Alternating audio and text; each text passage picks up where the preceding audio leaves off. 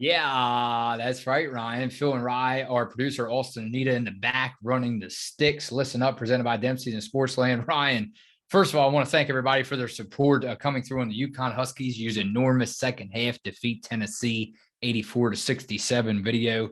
Man, we are really feeling the love, man, and we just appreciate everybody and everything. And we've came a long way not because of necessarily Austin or you or me. It's because of you all. So we want to, again, just thank you all for the support and keep on coming through because we can't tell you how much we enjoy reading y'all's comments.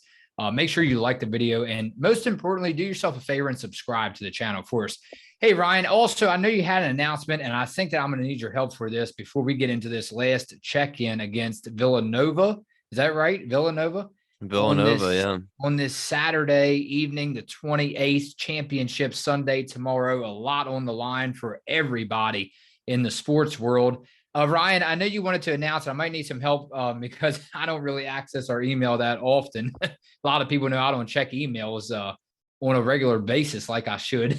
But people out there that's smiling and laughing at that statement, but I know who you are. Hey, but no, really, you wanted to make an announcement, and I'll go ahead and say it. We want to start getting you guys on the show as soon as this week, next week, 3 weeks from now, a month from now. So, Ryan, go ahead and tell them, man, what to do. You said to hit the email up, and we will get back to you all in order with a date and a time and try to work with you, whatever date and time works for you all, to get your face on this podcast. And anybody, everybody and anybody is welcome. Let's just put that out there now. But it would be amazing, that much more amazing, Ryan, if we could get a lot of UConn Huskies diehard fans on this podcast. Yeah, for sure. I mean, just hit us up in our email, listenupmaryland@gmail.com. Just email us and we'll try to get back to you as soon as we can. We need to start getting the habit of checking that email now daily. So we'll have to try to do a better job of that. But yeah, just hit us up in our email box and we'll get back to you. Like you said, I mean, we wouldn't be here without you guys. And we saw some of you guys commenting obviously about possibly wanting to get on the show. So we would obviously love to have you guys. So yeah, just email us and we'll try to get back to you. Beautiful, beautiful people. Every one of y'all, each and every one of y'all, beautiful people. We appreciate all the love and support. So Ryan, I'll send it right over to you. You can continue. It's the last check-in. And again, we talk about the heart of the regular season schedule. And I strongly believe that this will be another check on the box coming up on Sunday as far as a victory. We'll leave our predictions for last on this video. But definitely, I think it's agreed all around the country. And you and I, another big challenge. And maybe, just maybe, I'm not saying anything bad about Tennessee, but just maybe a bigger challenge lies ahead on Sunday. Who knows? Who knows? Well, I guess we'll find out tomorrow at 2:00. But Villanova Wildcats, UConn plays another team with a 9-game win streak. Villanova only 3 losses on the season, all to ranked opponents. So Villanova having quite the season so far. Denise Dillon in her 3rd season coaching her alma mater, 41-16 in her first 2 years, and that record has obviously improved from this season. She's doing a pretty good job, you could say, coaching this team, helping develop Maddie Segrest into the player that she is now. Segrest, obviously the leader of this team, possibly the best player in the Big East, averaging 28.5 points, almost 10 rebounds. She's been doing that her whole career, all 4 years. Gino said she has a chance to win Big East Player of the Year, and how could you disagree with that? I think she will. I think she will. The player, yeah. Mm-hmm. But joining Segrest in the starting lineup is Christina Doss, Lucy Olson, Maddie Burke, and Brooke Mullen. Bella Runyon is also a player to look out for. She usually provides a big boost off the bench for the Wildcats. But in terms of UConn, I think the game plan just has to be to limit Segrest as much as possible. Don't allow her to get easy shots. Try to knock her out of the zone early. Don't let her start, getting easy shots in the beginning and start getting a groove. Try to frustrate her a little bit in the beginning of the game. Not sure who's going to be guarding her. I'm not sure if it'll be Aubrey Griffin maybe Leah Edwards, Nika Mule. We saw we saw Leah Edwards guarding Jordan Horston the other night against Tennessee. So maybe Edwards will match up with Seagrass. But another key, I think, for UConn is also the rebound, and they allowed Tennessee to dominate the glass. I want to see Dorka have a bounce back game. She made a couple threes, but I want to see her be more aggressive in the paint on offense and defense. It'd be nice to see Dorka and Aaliyah both crashing the boards for those rebounds. But this is going to be another test, like you said, for UConn. I'm sure it'll be an intense atmosphere there at the XL Center, and I can't wait to watch this game tomorrow. I think it's going to be a pretty good test for UConn again.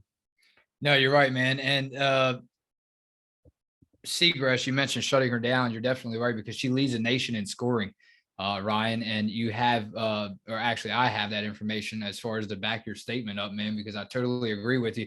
She averages 28.5 points per game for the Wildcats in her senior season, along with 9.6 rebounds, 1.5 assists, and she's responsible for 40.4% of Villanova's scoring output. So, yeah, I mean, Gino was right. I mean, I think that, and you know, it's interesting because we talk so much about the impact going down the line for UConn. All right, well, since it's not Paige Beckers, then maybe, all right, it was Easy Fudd time, right? Easy Fudd time. Well, it's not now. Easy Fudd is suffering that injury again with her knee. So now we skip down to Nika Mueller. Now we skip down to Aaliyah Edwards. All right, Aaliyah Edwards. And I think that Gino had at one point, correct me if I'm wrong, I think that he compared kind of like the Aaliyah Edwards impact on this team for UConn. That's what Seacrest is doing for Villanova. So, I mean, I think you and I both agreed that definitely there's two matchups left against Villanova. Both of these huge, because I think that you agreed that this is probably the only team as far as a conference, not out of conference, but in conference, that is a major threat to UConn. I don't really see how any other team could be at this point in the season. Yeah, I think UConn has already beaten all the other Big East conference opponents. So Villanova, I think, is the last check mark to their last team to check off in terms of UConn beating all the conference opponents. So it should be a really fun game. But yeah, I mean, in terms of what UConn's doing right now is obviously pretty impressive. We've been talking about it after all these games, this win streak they're going on, much due to Lou Lopez Seneschal. She's been having quite the incredible stretch for probably this past week or so, especially. I mean, she's been great the whole season, hasn't missed a game. Her and Aaliyah haven't missed a game so far this season, and that's probably due to them having the seasons that they're having right now, because Lou has been quite the impact on this team. Gino and all the players obviously really high on her. I know Gino is super proud of the way that she's playing. I saw him go up to her after the game, after that Tennessee game, and kind of congratulate her and tell her that he's proud of her. But yeah, her and Aaliyah Edwards right now, the tear that those two are on. Also, Nika Mule, I think she's been playing pretty good lately. I think she's kind of bounced back from a couple games of quite 5 or 6 turnover games, getting more assists. So I think she's settling back into the UConn system the way that we're used to seeing her play. Dorka's been playing pretty good all season, got injured, re-injured her wrist there for a little bit, but she's playing great as well. Aubrey Griffin, too. We talk about the athlete she is. She can kind of guard any player at any given time and, make a huge impact on defense and offense for this team. So not much to say negative about the way UConn's playing right now. So it should be a really fun matchup again with both of these teams playing. It seems that their peak performance right now with conference teams, the top 2 conference teams, it should be pretty fun. All right, here we go. Comment time. Man, there were some good ones. I just want to correct myself. Key was the last name that had the blood clots in her Tamari lungs Key, for Tennessee. So I want to correct that. Key, I was just reading directly what my comment had said, or our subscriber had said, but again, that correction to our subscriber and me, 50-50. Let's share the blame on that one, huh? 50-50 Key. All right. I want to make that correction right now. Key is her last name, the player with the blood clots in her lungs for Tennessee. Ryan, I tell you what, it's very tough to to even start. I don't know where to begin here. Um, let's go ahead and go with Marcia Clark. She said the team showed toughness and resiliency, but all I have to say is tonight was UConn night. She really showed up to play. We see you, Lou. Yeah, I mean, just the way that she's playing, like I just was just saying, is quite incredible, and really the whole team. But I mean, just I think Lou having all of that experience. I mean, she grew up in Grenoble, France, and then traveling to the U.S. to play for Fairfield. And me and you didn't really know that much about her. We're like, who's Lou Lopez Seneschal when she came here? And we watched the highlights and did a little research and realized that she's quite the player, and she was quite the player at Fairfield. I think a lot of people would agree with this statement of we wish that she would have been here all 4 years, because she probably would have had a chance to be in the rafters possibly, or led UConn to maybe a championship, because she is quite the player. Just her ability to the playmaker that she is, to create her own shots. But I don't think she's really getting the national attention that she deserves, but she should definitely get drafted in WNBA. Michael Lawson, if I said anything hurtful to Phil and Rye and Coach Gino and the coaching staff and players, I fully apologize. I've been watching UConn women's rerun games for the last year, and I find it interesting that ever since the North Carolina State March Madness episode, when Dorka got injured and Olivia got taken out, there's been a rash of incidents where in big games, a top player has been taken out. The referees have to take control early, and an NCAA commission watch these games closely to see if that is the case. Well, me personally, I really haven't noticed that, but that may be a good point. I personally never noticed that. But yeah, I mean, it's just interesting with all the all the injuries that UConn's been having within the past few years. But yeah, that NC State game was quite the game, and obviously, that whole March Madness journey last year was pretty incredible in itself. But Dorka getting injured last season was obviously a huge blow. They really needed her in that national championship game, and I just know that's really motivated Dorka to have the season that she's having right now. She's been playing great, really motivated to get back to that national championship, as is the whole entire rest of the team as well. How about this one, man? You ever want to take a vacation out of country? ENS Press goes, you two ever come to London? Y'all got a place to stay. Love your chemistry, especially post-game assessments. Wow, go Ryan. Yeah, I saw this comment. I'm glad you read it. I love London. I want to go there one day. Hopefully one day I'll get there. But yeah, for sure, appreciate that.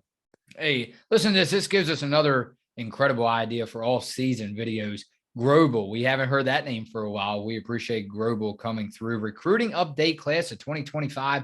UConn got commit from Kellis Fisher, 5'9" point guard from Baltimore, Maryland. Whoa, it can't get much better than that, Ryan. Ranked number 22 overall, or also FYI on scheduling Big East is going to 18 conference from the current 20, so 13 out of conference games instead of 11 will make the SOS even better and more high-profile national TV games. We like that. Hopefully, with more space,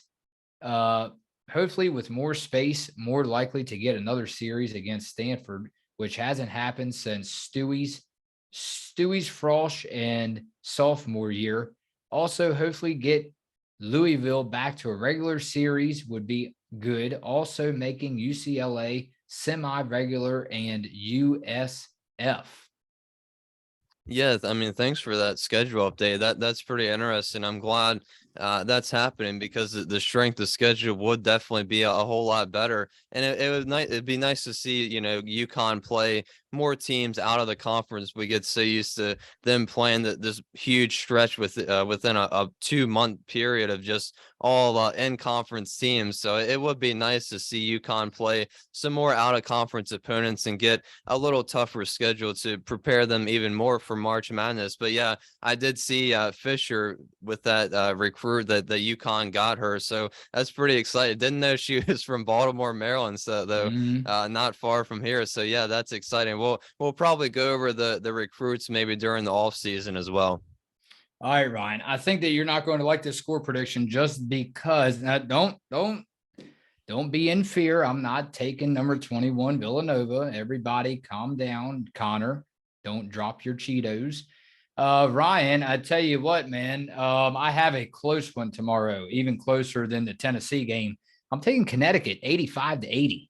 85-80. All right, 85-80. UConn over Villanova tomorrow at 2:00. Well, I think it'll be a pretty close game as well. I don't have a 5-point game myself, but I'm going to go 78-65 UConn. But I think it's going to be pretty close the whole game, much like Tennessee.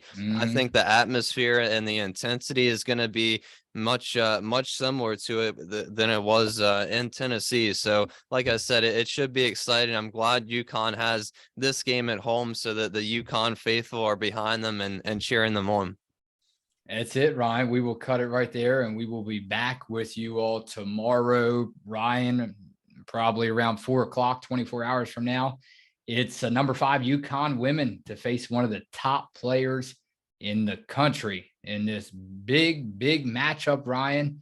And maybe we can meet her one day. I'll get her autograph. How's that? And then you can hang a big picture. No, I'm just kidding. I know we'd rather meet Paige Beckers. But hey, look, XL Center will be the location for this one. Villanova Wildcats, Connecticut Huskies. Ryan, I will see you tomorrow for the game recap. Hopefully a happy one.